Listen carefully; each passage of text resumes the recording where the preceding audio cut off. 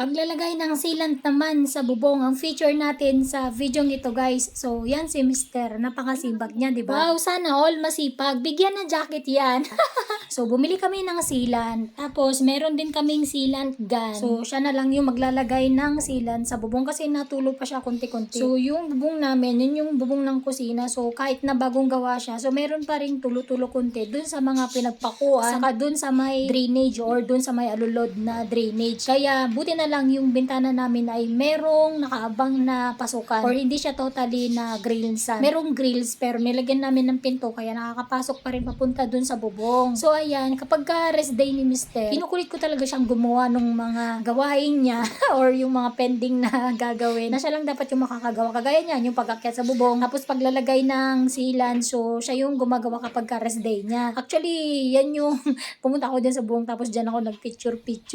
So, okay naman, nangialaman lang ako. So, ayan, nalagyan na niya. Yung puti-puti, yun yung bagong lagay ng mga sealant. Tapos, yung kulay gray, yan yung mga naunang nilagay na sealant ng karpentero namin or yung Bolca seal. Ayan. So, medyo nabawasan yung tulo pero may tulo pa rin dun sa may kunti sa drainage. Tapos, yan, dyan sa may gilid ng flashing. So, nilagyan din niya. Ayan, nawala yung mga tulo dyan.